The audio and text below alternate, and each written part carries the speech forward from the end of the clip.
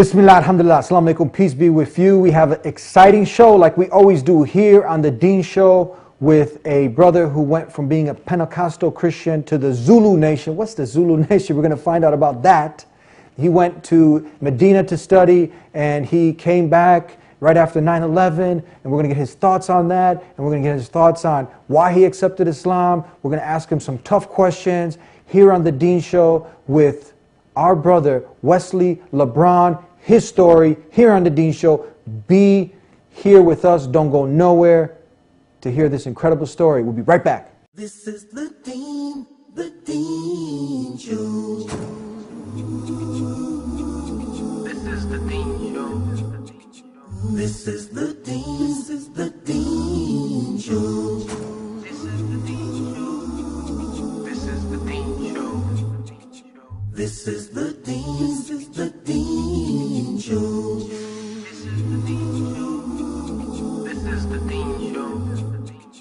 This is the Deen Show. This is the Deen Show. This is the Deen Show. This is the Deen Show. This is the Deen Show.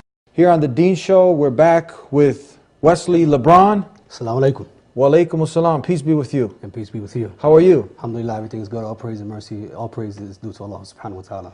So you found the time to be with us here on the Deen Show. You have an incredible story. You accepted the way of life of all the messengers of God, that complete submission to the will of the one Creator who created you, me, this whole universe and everything in it. Yes. But before that, you were in the Zulu Nation, Pentecostal, part of Christianity, you know, hanging with the homeboys. Yep. And you even went to Medina for a little bit to study. And now you're here on the Deen Show. Where do we start? We can start before Islam, briefly. Talk to us. You know, before Islam, I was raised Pentecostal in a Pentecostal family, very religious family, raised by my grandmother because my father was an immigrant to this country. In my teens, I started to pull away from religion. I started to think about Jesus Christ and Him being a man and walking on the earth, and I had a problem with worshiping Him. So I started worshiping God. And then, of course, being in middle school and high school, got involved with friends and partying, and then started selling drugs and being out in the street and hanging out. So religion just completely left my mind altogether until my mother, she used to raise foster children, and this one kid that came up in our home named Edgar, his mother had died of AIDS. His father was in jail for most of his life. He was 17 years old. He introduced me to the Zulu Nation in New York. He said, look, there's this organization, the Zulu Nation. I would like to take you up there so that you can go ahead and get to see what it's about. And Africa Mambata, who was big in hip hop, he was the leader, and he was the one that used to give the meetings. So we decided to go up with him to New York. And when we went up to New York, we sat there and we was listening to the meetings. A lot of the meetings basically dealt with government conspiracies and things of this nature. They had principles, but they were a gang in reality. Part of that was that a gentleman named Aziz, a Muslim brother, who was also Puerto Rican like myself and Edgar, he came and he said, can I talk to you brothers? After giving a short speech to all of the members of the Zulu Nation. And we said, sure. Edgar knew him from years back when he was with the organization or the gang. And he said, look, I would like to talk to you about Allah. He said, would you mind taking me home? So I told him, fine, let's go, I'll take you home. So he lived in the Bronx. So we went to his house. He invited himself for some coffee and some tea. And he began to talk to us about Allah, the one God. And he began to tell us that Allah didn't have a father, Allah didn't have a son, that Allah didn't have any family members, that He was the creator of the heavens and the earth and all that existed. And I said, man, I said in my teens, this is what I believed in. I couldn't pray to Jesus because I had a problem praying to a man. And when I looked at the scriptures, it just didn't all fall into line for me. So I said, do you have some more information about this? So he gave me a book, Tawheed, by Bilal Phillips. What does this mean, Tawheed? Tawheed basically means the oneness of God. I know what it means, just for our audience. Tawheed basically means the oneness of God, praying and worshiping the one God, the one true creator, the one who created the heavens and the earth, the one who is free from association. No one, He has no equals, no partners. As He says in the Quran, لَيْسَ كَمِثْلِهِ شَيْءٌ وَهُوَ السَّمِيعُ الْبَصِيرُ. There is nothing like it unto Him. So I took this book on Tawheed, me, Edgar, and another friend of mine, and we would sit down and we'd have lessons in reading this book. And we started to delve more into it. And at the same time, we started to read up on the Nation of Islam. And then we started to read up on the 5 percenters. Then we started to read a book called From Niggas to Gods. So we started to read all these. I mean, that's, you know, it was an actual book. A book. This is not. This is a book called that name. This is a book, actually, From Niggas to Gods, that a particular type of 5 percenters used to study. So a religion is based on this book? Well, Or they a study this following- book. A following studies this The particular five book. percenters, they Yes. follow this book, that the name you just Whether mentioned. they follow the book or not, I'm not sure. I didn't really get too much into the depth of it. We had picked it up and we started to read all these books because we wanted to compare. And when we started to compare, I said, before I can accept anything, I have to give Christianity a chance. This is the faith that my family came from. This is what I was raised in. I was raised Pentecostal, so I have to give it a chance. So I read the Bible from cover to cover. Upon reading the Bible from cover to cover, I had my highlighter in my hand and I would highlight all the verses that I found to be problematic for me. And then I would go to the church and I would basically ask the pastor at the church, what about this verse? What about that verse? What about this verse? And all of the answers, they were never satisfactory. So you went up to the higher ups, Yes. the priests or whoever, the higher clergy in the church, and you were like, talk to me. Yes. This is not making sense. And you're Yes. asking them and wanting these sincere answers, and they couldn't. It couldn't give me It answers. wouldn't give that- you rest for your soul. My soul didn't find rest. No. And I would ask my grandmother as well because she was very religious. I would ask my aunt who was What also were some of very the religious. questions you would ask? Basically, the monumental questions was, you say Jesus is God. There was verses in the Bible where he says, oh goodness. And he says, why thou call me good when thy only one good is thy one in heaven? I said he always referred back to God. He's always referring back to God. He prayed. He went into the garden. He bowed and prostrated his face into the ground and he prayed to God. He did, didn't he? He did. That's I believe that's in Matthew 26:39, that he fell on his face and he prayed to God. Unto the one God. Yeah. And then also the biggest one for me was when I sat down in the church and the pastor said, that Jesus is the one and only true God. So after that, I approached him. I said, can I ask you a question? I said, Jesus is the only one and true God. I said, but when he was supposedly on the cross, he said, my God, why hast thou forsaken me? I said, so you have the God whom Jesus was crying to, and then you have your God that you're saying is Jesus. So which one who should I pray to? He looked at me confused, and he said, son, you just have to believe. I said, that's not a good answer for me. I said, a God has given us a mind. To tell me that I just have to believe and there's no proof, there's no evidence. Jesus is calling upon a God. You're telling me to call upon Jesus. I find it more comfortable to call upon the God that Jesus called upon. Makes sense. It makes total sense. So upon seeing those things and going to the church and asking those questions and continuing to read this book on Tawheed, we came to the final conclusion that, yes, we wanted to become Muslims. So we went back to New York to another meeting for Zulu Nation. And then we met with the brother Aziz and told him, look, we're interested in accepting Islam.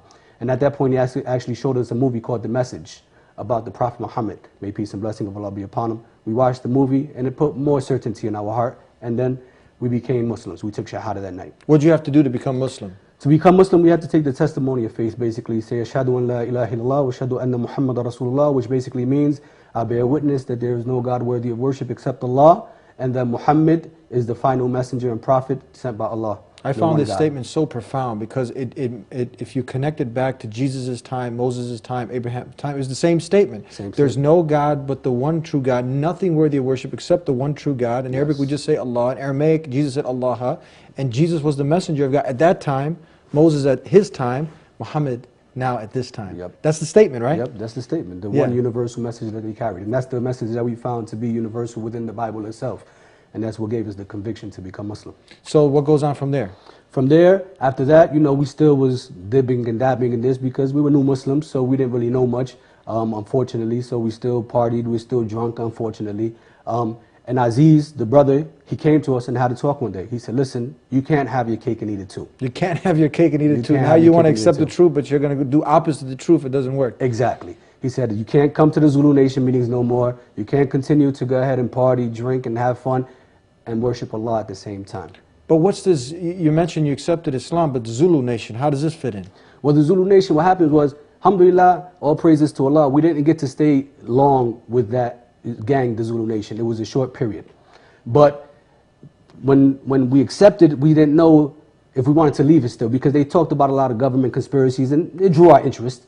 But then when Aziz said, listen, you know, you can't have both. You're either going to be religious or you're going to deal with this junk over here. Because at the end of the day, it was the gang and the underlying principles were no good. So we said to ourselves, okay, we're going to choose Allah subhanahu wa ta'ala. We're going to choose to be religious. And he told us, don't come back to New York anymore. He said, find a mosque in your area because we're from New Jersey originally. He said, find a mosque in your area.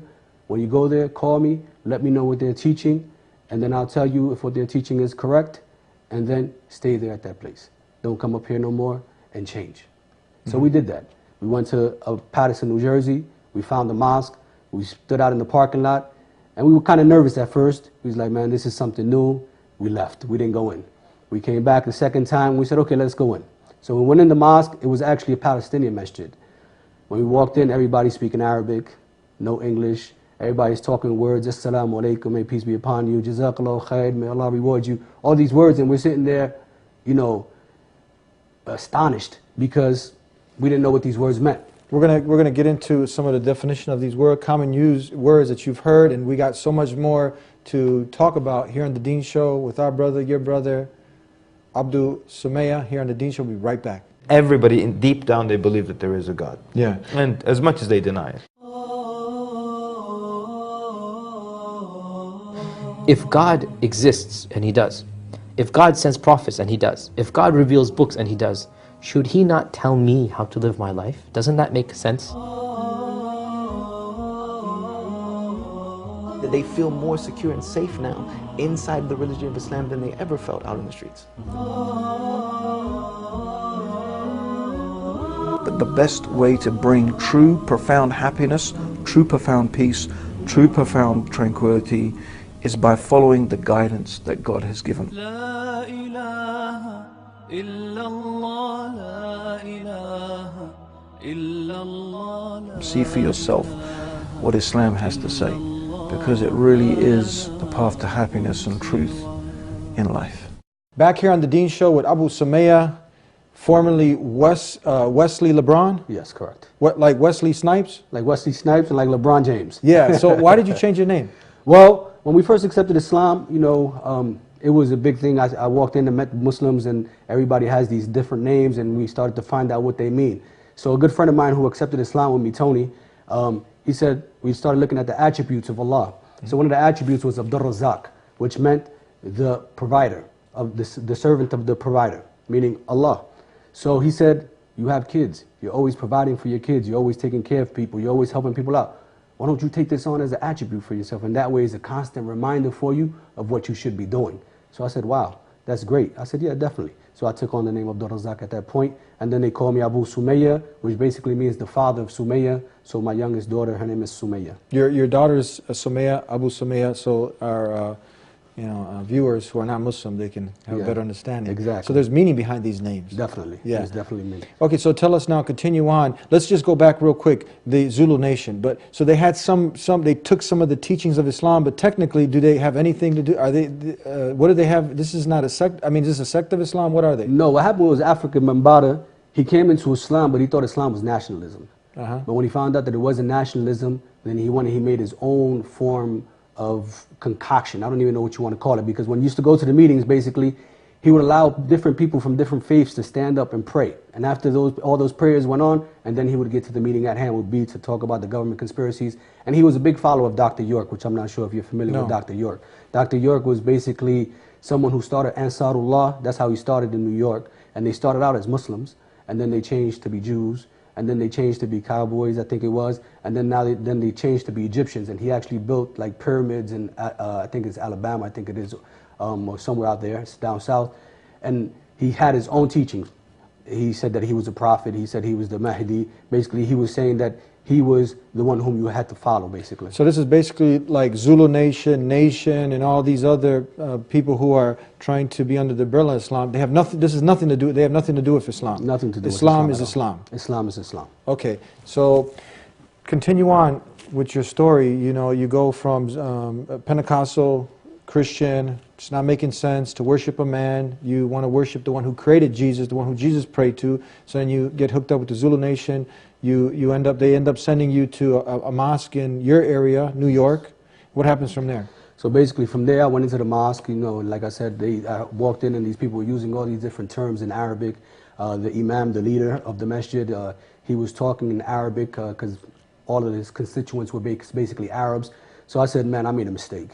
I said, I came into this faith. I said, I don't speak Arabic. I don't understand what they're saying. You're like, I'm Puerto Rican. I don't want to be Arab. Exactly, exactly.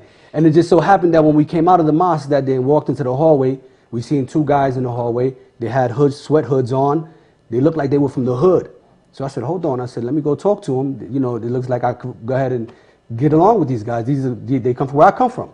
So when I went up to them, they were actually from Guatemala, 2 brothers from Guatemala who accepted Islam maybe a few years before we did. So they told us, look, there's an American mosque about a mile from here. You maybe feel more comfortable if you go there. So I said, okay. He gave us the address and we decided to go there. But before we went there, we actually took some time. Because like I said, we were still involved in the street and this was a little much for me. Walking the step was a little much. So one day we picked up a friend from the projects and I see 2 men walking, African-American men, and they had thobes on. Was the Arab cultural wear, the white long garment that looks like a dress. So I looked at him and I said, yo, what's this? So my friend who accepted Islam with me, Tony, he said, those are Muslims. I said, I know I accepted the wrong faith now. I said, I can't walk around here wearing dresses. They crazy. What's wrong with them? Yeah. I said, oh man, this is crazy. So we decided, said, look, let's go to the American Mosque in Patterson, the other one, and see what's going on. And lo and behold, when I walk in, the same man that I saw at the projects with the thobe and the white dress on, he was the imam there. And it just so happened that we sat down and we began to talk to him, and that became a long, beautiful friendship that I had with that particular imam. So one day, it just so happened, I was at home drinking, smoking with friends, and we're sitting out on my porch. While we're sitting out on my porch, I'm looking into the sky. I'm just looking at the moon. I'm looking at the stars. It's about 3 o'clock in the morning. And the story of Ibrahim, I had read it in the Quran just recently about him talking to his people, talking about the sun must be my Lord. Look at how strong it is. And when the night covered the day, he said, that can't be my Lord, because verily is weak. So I started contemplating on this story, and I said, if I don't change, Allah is going to destroy me. At that moment, I told my friends, get up, get out of my house. They said, what are you talking about? You drink, you get high, now you don't know how to act? I said, no, this is the first time in my life that I know exactly what I'm doing. I said, get up and leave. At that point, I knew that I had to cut off all of my friends. This was in the middle of the party now. This was in the middle of a gathering. Yeah. And I said, you got to go. I said, Were they Muslim? They weren't Muslims. Okay. I was hanging around with a bunch of non-Muslims. And I said, you got to go. But they weren't good influences for you now. They weren't good still influences. they're supporting the drinking, the smoking, and calling me to it. Yeah. Calling me to it. And that's why I said I have to cut them off. And you really want to become a better human being. And I wanted to be a better person. I wanted to be a better man. I wanted to be a better father. I wanted to be a better worshiper to my Creator. So I knew that I had to get away from them. So I cut them off. I left them alone. And my second home became the masjid. I would go to work, come out of work, and go to the mosque. And I would stay in the mosque, learning, praying, sitting around the brothers so that I can go ahead and begin to develop better character. And this became my life. Tell us now, you took a major step, a major leap forward. But why? Why not just stay where you're at, hanging out? It's fun. People, you know, drinking with the boys, chasing the ladies, you know, going to the parties, to the nightclubs. Now you have a bunch of do's and don'ts. Yeah. You got to get up at a certain time and pray. Yeah. When it's difficult to get up, you're not supposed to be cursing, lying, deceiving. You know, over here it's a pretty easy lifestyle. This it takes a lot of effort. You know what I mean? It's a struggle. Why didn't you just stay with the easy way? Why'd you choose this hard way? Well, the easy way, it seems easy, but it's actually miserable. You live in this life that it seems to be something that seems to be all about fun and partying, but the reality is that there's no fun. After it's all over, you woke up, you had a hangover, you may have got a woman pregnant like I did 2 times, ended up having 2 kids, now you got child support. You know, it has consequences with it. And then when I began to live the life of faith, it began to become sweet. Sweet. Sweet. Life began to taste so sweet. Faith began to taste sweet. I began to feel like a person all over again. I began to feel free. When I worshiped God, I was able to worship Him with peace in my heart. I was able to walk around and show my family. My family, when they saw the change in me, it was incredible. At first, they didn't want to know nothing about me. You're a Muslim, get out of here. You're worshiping the devil. And then when they seen that I stopped drinking, that I stopped smoking, that I changed my life, I stopped womanizing. And then they came to me and said, hold on, let's sit down. This is not the same guy. This is not the same guy. We've been trying to get him to stop the whole time. It didn't work. Nothing worked. Nothing worked. But Islam worked. Islam worked. Why? So much so that my father, one time, he was at a hot dog truck and the man was praying. And when the man finished praying, he said to my father, I'm sorry, I'm Muslim. My father said, no, my son is Muslim, I understand. He said, where are you from? He said, Puerto Rico. He said, and your son's Muslim? He said, what do you think about Islam? He said, I can sleep at night now. Your father could. You caused so much havoc Yes. Your father and mother couldn't sleep, but now you accepted Islam, the worship of the one Creator, and now your character got better, your life got better, and now your parents could finally get some rest. Yes, my family could finally get some rest, and they were at peace. Were they worried now also because, you know, all the false hype that's out there that now you're going to, you know, go and hurt innocent people, terrorize people? What about that? Well, what's amazing was that when the hype kicked in, I was actually in Medina studying. So you actually went down to the Islamic University of Medina. This is how motivated you are. You went to the university, Yes. the prestigious university, to learn the religion. What happened? I went to the prestigious University of Medina to learn the religion, and I always say that that Allah did not send me there to learn. He didn't send me there so that I could become a scholar. He sent me there to change my life. When I went there, I saw what worship was all about. It became clear to me that God is to be surrounded, that our life is to be surrounded around God and not God around our lives. So I was there for about 6 months. 9/11 happened, and my family was here in the States. So I felt that I had to come back because me and my wife were the only Muslims in our family, and I felt that she needed the support being a new Muslim that I needed to give her, and we needed to support each other in this particular time. And at the same time, I needed to be here to also talk to my family and prove to my family that, listen, this is not what Islam and what Muslims are all about. We're going to take a break. We got a few more questions to ask before we come to a close here on The Dean Show. You don't want to go nowhere with this exciting story. We'll be right back. And if we're going to worship something, I figured I might as well worship the Creator instead of any of the creations. Now, upon investigating all the religions, I remember finding out the meaning of what Islam is, what a Muslim is. Those who surrender themselves to God is a Muslim. Those who surrender, submit to God, God's will. That is it. Islam was pure. It was just, you just pray to God, your Creator. On the outside, everything looks good. You see the $100,000 cars, you see a lot of diamonds, you see a lot of females, and they think that this is, you know, this is the life. This is like, you know, paradise right here on earth. It's not anyone's job to go into someone's heart and change their heart. Your job is to tell people what the truth is. And the reality of it is, while I'm sitting here constantly paying for the disease, the cure was free. I am not afraid to stand alone. I am not afraid to stand alone. If Allah is by my side, I am not afraid to stand alone. I am not afraid to stand alone. If Allah is by my side, I am not afraid to stand alone. I am not afraid to stand alone. If Allah is by my side, I am not afraid to stand alone.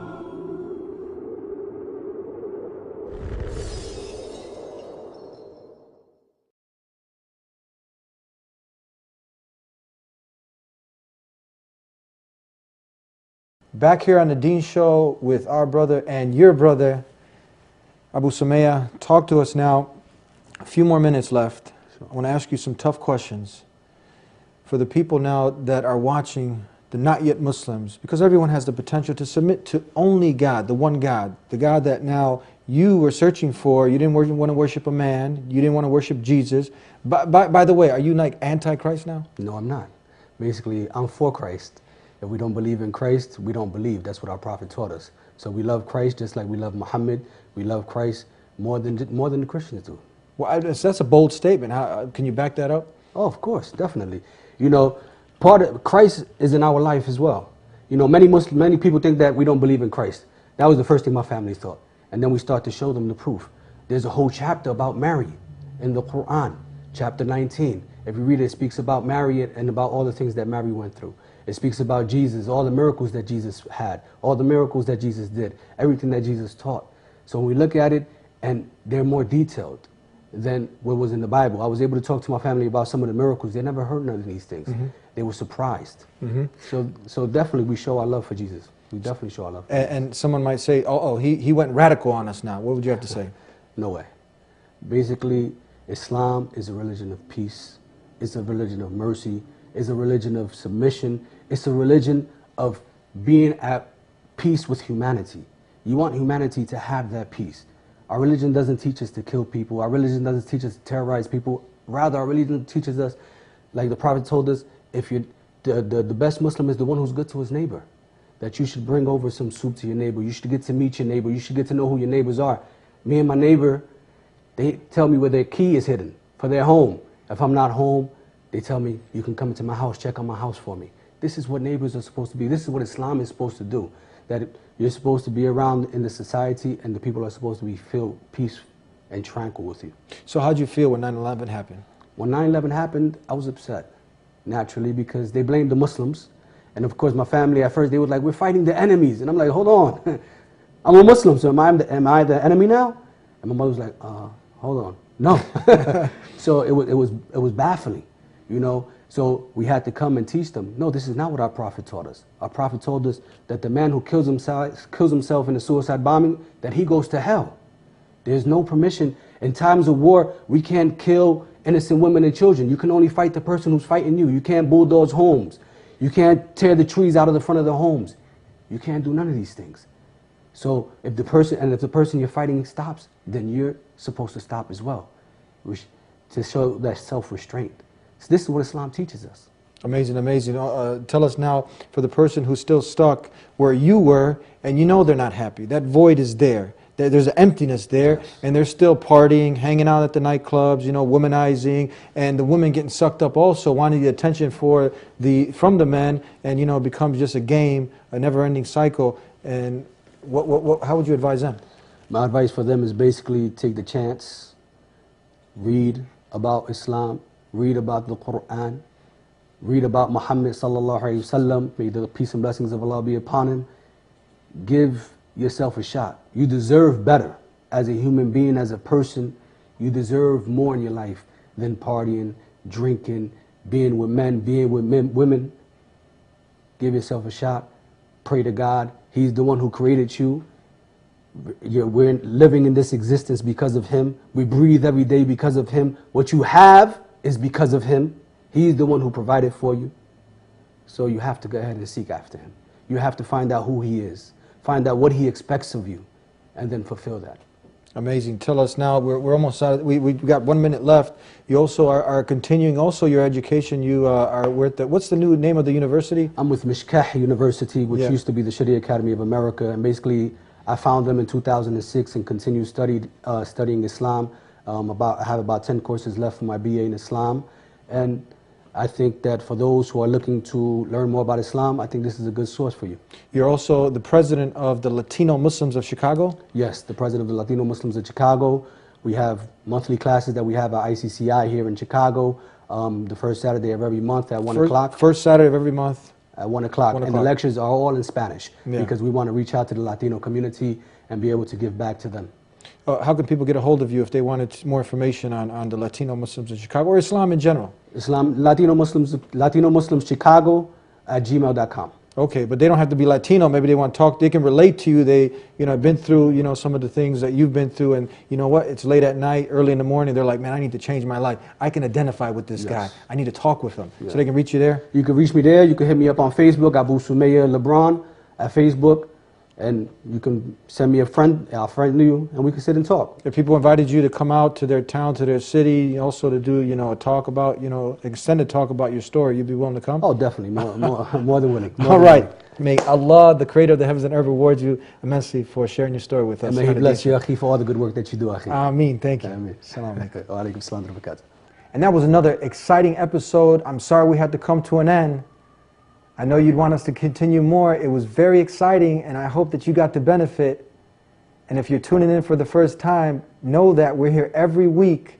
We're here helping you develop a clear, lucid understanding about the way of life that was sent for all of mankind to live by. Peace acquired by submitting your will to the one who created you. That's Islam. That's the message that was sent throughout time. Really understand that we're not self-sufficient, that there is a purpose in life and we need to live our purpose. That void that's inside all of us cannot be filled with drinking and partying and just going out there and living according to your whims and desires. That will never make you happy. But when you truly surrender yourself to the one who created you, you have a relationship with the one who created you, His way, not your way. That's how you can truly be successful, when you live your purpose according to God's will, not your desires. And it starts with asking, and when you ask, you shall receive. So ask the Creator to guide you, and He'll facilitate a way. He'll facilitate a way, God willing. Continue to tune in here to the Deen Show. We're here to help you You can call us at 1-800-662-ISLAM to learn more, and we'll see you next time. Peace be unto you.